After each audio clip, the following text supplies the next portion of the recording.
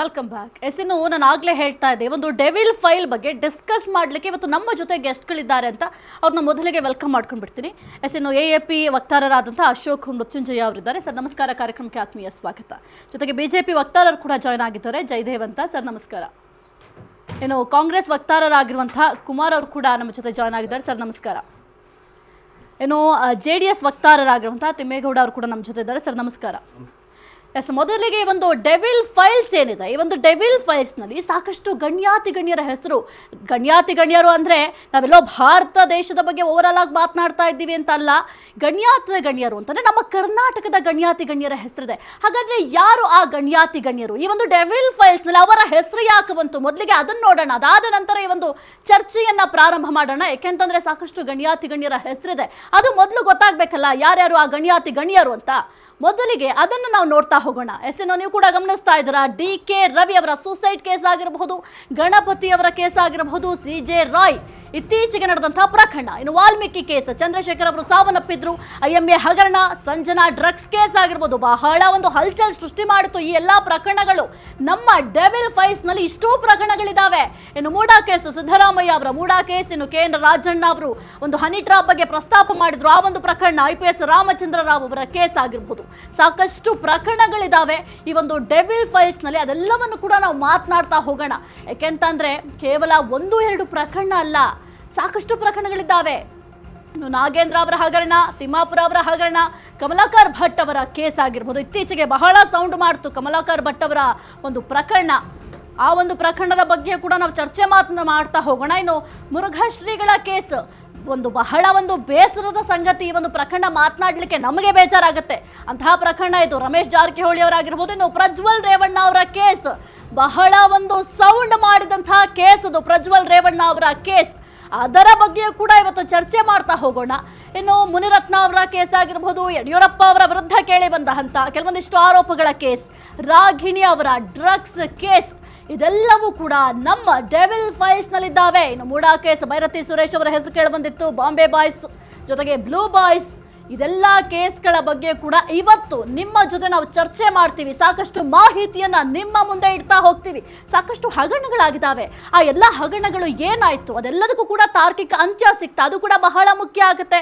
ಈಗ ನಾವು ಬೇರೆ ಬೇರೆ ಪ್ರಕರಣಗಳ ಬಗ್ಗೆ ಮಾತನಾಡೋರು ಎಷ್ಟರ ಮಟ್ಟಿಗೆ ತಾರ್ಕಿಕ ಅಂತ್ಯ ಸಿಕ್ಕಿದೆ. ಈಗ ಕೆಲವೊಂದಿಷ್ಟು ಹೋರಾಟಗಳನ್ನ ಮಾಡ್ತಾರೆ, ಹೋರಾಟಗಳಾಗಿ ಉಳಿತಾ ಇದ್ದಾವೆ, ಆದರೆ ಯಾವ ಪ್ರಕರಣಕ್ಕೆ ಎಷ್ಟು ತಾರ್ಕಿಕ ಅಂತ್ಯ ಸಿಕ್ಕಿದೆ? ಮೊದಲಿಗೆ ನಾನು ಕಾಂಗ್ರೆಸ್ ವಕ್ತಾರರಿಂದ ಈ ಒಂದು ಚರ್ಚೆನ ಪ್ರಾರಂಭ ಮಾಡ್ತಾ ಹೋಗ್ತೀನಿ. ಕುಮಾರ್ ಸರ್, ಈಗ ನೀವು ಅಧಿಕಾರಕ್ಕೆ ಬರುವ ಮುನ್ನ ಬಹಳ ಒಂದು BJP ವಿರುದ್ಧವಾಗಿ ಗಂಭೀರ ಆರೋಪವನ್ನು ಮಾಡಿದ್ರಿ. 40% ಕಮಿಷನ್ ತಗೊಂಡಿದ್ದಾರೆ ಅಂತ ಆರೋಪ ಮಾಡಿದ್ರಿ. ಆ ಒಂದು ಕೇಸ್ ಎಲ್ಲಿಗೆ ಬಂತು ಸರ್?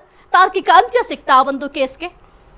ಮೇಡಮ್, ಈಗಾಗಲೇ ಅದಕ್ಕೆ ತನಿಖೆ ನಡೆಸಿ ಯಾರ್ಯಾರು ಏನೇನು ಅದರಲ್ಲಿ ಪಾಲ್ದಾರಿದ್ದಾರೆ, BBMP ಮತ್ತು PWD ಇಲಾಖೆಯಲ್ಲಿ ಯಾವ್ಯಾವ ಮಟ್ಟದಲ್ಲಿ ಯಾವ್ಯಾವ ಥರ ದಾಖಲೆಗಳನ್ನು ಏನೇನು ಮಾಡಿದ್ದಾರೆ ಮತ್ತು ಅದರಲ್ಲಿ ಕಾರ್ಯಕ್ರಮಗಳು ಮಾಡಿದ್ದಾರೋ ಇಲ್ವೋ, ಯಾವ್ಯಾವ ರೀತಿ ಅದರಿಂದ ಕಿಕ್ ಬ್ಯಾಕ್ ತೊಗೊಂಡ್ಕೊಂಡಿದ್ದಾರೆ, ಎಲ್ಲವೂ ದಾಖಲೆ ಸಮೇತ ಒಬ್ಬರು ನಿವೃತ್ತ ಜಡ್ಜು ಮತ್ತು ಬೇರೆಯವ್ರನ್ನೆಲ್ಲ ನೇಮಕ ಮಾಡಿ ತನಿಖೆ ನಡೆಸಿದ್ದೆ. ಅದರದ್ದು ವರದಿಯನ್ನು ಈಗಾಗಲೇ ನೀಡ್ತಾ ಇದ್ದಾರೆ. ಮತ್ತು ಹಾಗೆಯೇ ಕೋವಿಡ್ ಸಂದರ್ಭದಲ್ಲಿ 2,000 ಕೋಟಿ ರೂಪಾಯಿಗಳ ಹಗರಣ, ಯತ್ನಾಳ್ ಅವರೇ ಹೇಳಿದಂಥ ಮಾತುಗಳ ಹಗರಣ, ಅದು ಶ್ರೀರಾಮುಲು ಅವ್ರು ಇರ್ಬೋದು, ಯಡಿಯೂರಪ್ಪನವ್ರು ಇರ್ಬೋದು, ಅಥವಾ ಸುಧಾಕರ್ ಅವರು ಇರ್ಬೋದು, ಅವರು 3 ಜನರದ್ದು ಈಗಾಗಲೇ ನಿವೃತ್ತ ನ್ಯಾಯಮೂರ್ತಿ ಮೈಕಲ್ ಡಿ ಕುನ್ನಾ ಅವರು ಕೊಟ್ಟಿರುವಂಥ ಬಹಳಷ್ಟು ದೊಡ್ಡ ಅದರ ವರದಿ ಮತ್ತು ಅದರಲ್ಲಿ ಎಷ್ಟೆಷ್ಟು ಹಣ ಮಿಸ್ಯೂಸ್ ಆಗಿದೆ ಮತ್ತು ಅದನ್ನು ಹ್ಯಾಕ್ ಬಳಸ್ಕೊಂಡಿದ್ದಾರೆ ಮತ್ತು ಯಾವ ರೀತಿ ಅದು ಪೋಲ್ ಆಗಿದೆ ಅಂತ ಅನ್ನೋದನ್ನು ಚರ್ಚೆ ಮಾಡಿದ್ದಾರೆ. ಅದಕ್ಕೆ ಸಂಬಂಧಪಟ್ಟಂತೆ ಕೂಡ ತನಿಖಾ ವರದಿ ನೀಡಿದ್ದಾರೆ. ಬೇರೆ ಸಂದರ್ಭಗಳಲ್ಲಿ ಈಗ ರೈತರಿಗೆ ಸಾಲ ಮನ್ನಾ ಅಂತ ಘೋಷಣೆ ಮಾಡಿ ಮುಂದುವರೆದು ನಮ್ಮ ಸರ್ಕಾರವೇ 20,000 ಕೋಟಿ ಸಾಲವನ್ನು ತೀರಿಸುವಂಥ ಪರಿಸ್ಥಿತಿ ಕರ್ನಾಟಕಕ್ಕೆ ತಂದಿಕ್ಕೆ ಹೋಗಿದ್ದಾರೆ. ಅದರದ್ದು ಕೂಡ ಮುಂದುವರೆದ ಭಾಗ ಕರ್ನಾಟಕದಲ್ಲಿದೆ. ಈ ಪ್ರಚಾರಕ್ಕಾಗಿ ರೈತರ ಸಾಲ ಮನ್ನಾ ಅಂಥೇಳಿ 20,000 ಕೋಟಿ ದುಡ್ಡು ಮತ್ತು 40,000 ಕೋಟಿ PWD ಇಲಾಖೆಯಲ್ಲಿ ಮುಂದುವರೆದು ಏನು ಗುತ್ತಿಗೆದಾರರು ಇವತ್ತು ಕೇಳ್ತಾ ಇದ್ದಾರೆ. ಇಂದಿನ ಸರ್ಕಾರ ಬಾಕಿ ನಿಲ್ಲಿಸೋಗಿ ಅವೈಜ್ಞಾನಿಕವಾಗಿ ತಾಂತ್ರಿಕ ವಿಚಾರಗಳ ಬಿಡ್ಡೆ ನಡೆದಿದೆ. ಅವ್ರಿಗೆ ಕಾರ್ಯಗಳು ಮಾಡೋದಕ್ಕೆ ಅವಕಾಶ ಮಾಡಿಕೊಟ್ಟಿದ್ರು. ಆ ಗುತ್ತಿಗೆದಾರರು ಕೆಲಸ ಮಾಡಿರೋ ಹಣ ಕೊಡೋದಕ್ಕೇ ಸರ್ಕಾರದ ಮೇಲೆ ಹೊರೆ ಬಿದ್ದಿದೆ. ಆ 40,000 ಕೂಡ ಸಾಲ ತೀರಿಸಬೇಕಾಗಿದೆ. ಆಮೇಲೆ ಬಾಕಿ ಅವ್ರು ಇಟ್ಟೋಗಿದ್ದು 20,000 ಕೋಟಿ ಅದು ಬೇರೆ ಬಾಕಿ ತೀರಿಸಬೇಕಾಗಿದೆ. ರೈತರ ಸಾಲ ಮನ್ನಾ ಯೋಜನೆದು ಮತ್ತು ಮುಂದುವರೆದು ಈಗ ಹೊಸ ಕಾರ್ಯಕ್ರಮಗಳು ನೀವು ಹೇಳ್ತಿದ್ದೀರಿ. ಡಿ ಕೆ ರವಿ ಮತ್ತೊಂದು ಬೇರೆ ಬೇರೆ ಹೆಸರುಗಳೆಲ್ಲ ಹೇಳ್ತಾ ಇದ್ದೀರಿ. ಬಾಂಬೆ ಬಾಯ್ಸ್ದು ಬಿಟ್ಬಿಟ್ಟಿದ್ದೀರಿ, ಸುಧಾಕರ್ ಅವ್ರದ್ದು ಬಿಟ್ಬಿಟ್ಟಿದ್ದೀರಿ, ಅಲ್ಲ ಸುಧಾಕರ್ ಅವ್ರದ್ದು ಬಿಟ್ಬಿಟ್ಟಿದ್ದೀರಿ, ಸದಾನಂದ ಗೌಡ್ರದ್ದು ಬಿಟ್ಬಿಟ್ಟಿದ್ದೀರಿ. ಎಲ್ಲ ಏನೇನು ಬೇಲ್ ತೆಗೆದುಕೊಂಡು ನಿಮಿಷ ಹೇಳ್ತೇನೆ, ಸುಮ್ಮನೆ ನಾನು ನಿಮಗೆ ನೆನಪು ಮಾಡ್ಕೋಕೆ ಹೇಳ್ತಾ ಇದ್ದೇನೆ. ಆಮೇಲೆ ಇವ್ರದ್ದು ಯಾರೋ ವಿಧಾನಸಭೆಯಲ್ಲೇ ಕೂತ್ಕೊಂಡು ಏನೇನು ಫಿಲಮ್ ನೋಡಿದ್ರು ಯಾರ್ಯಾರು ಅಂತ ಅಂದ್ಬಿಟ್ಟು ನೀವು ನೋಡಿದ್ದೀರಿ, ಜಗತ್ತಿಗೆಲ್ಲ ತೋರಿಸಿದ್ದಾರೆ ಯಾರು ಅಂತ.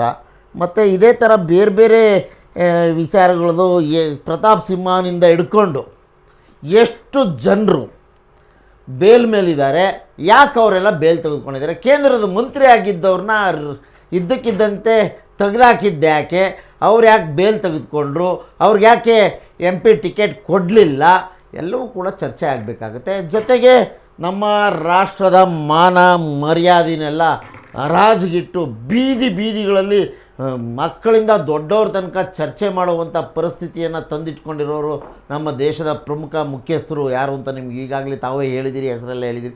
ನಾನೊಂದು ಸಾರಿ ಹೇಳಿ ಅವ್ರ ಹೆಸರನ್ನ ನಾನು ಯಾಕೆ ನನ್ನ ಬಾಯಿ ಇದು ಮಾಡ್ಕೊಳ್ಳಿ ಆಯಿತಾ. ಅಯ್ಯೋ ಪುಣ್ಯಾತ್ಮರು ದೇಶನ ಹಿಂಗೆಲ್ಲ ಮಾಡಿ ಆ ಟ್ರಂಪು ಏನು ಹೇಳಿದ ಒಂದು ಮಾತು ಹೇಳ್ತೇನೆ ಕೇಳಿ. ನಾನು ಬಯಸಿದರೆ ಮೋದಿ ರಾಜಕೀಯ ಜೀವನ ನಾಶಗೊಳಿಸಬಲ್ಲೆ, ನಾನು ಬಯಸಿದರೆ ಮೋದಿ ರಾಜಕೀಯ ಜೀವನ ನಾಶಗೊಳಿಸಬಲ್ಲೆ. ಇದನ್ನ ಇವತ್ತು ಹೇಳಿರೋದಲ್ಲ, ಲೇ ಬಿಡಿಯಪ್ಪ ಸುಮ್ಮನಿರಿ, ನಾನಿನ್ನೂ ಫಸ್ಟ್ ಮಾತಾಡ್ತಾ ಇದ್ದೀನಿ.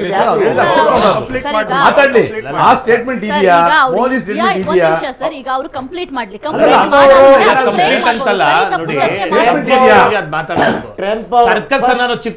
ವಯಸ್ಸಲ್ಲಿ ಫಸ್ಟ್ ರಿಯಾಕ್ಷನ್ ಕೊಡಕ್ ಬಿಡಲ್ಲ ಇವ್ರಿಗೆ. ಸರ್ಕಸ್ ನೋಡಿ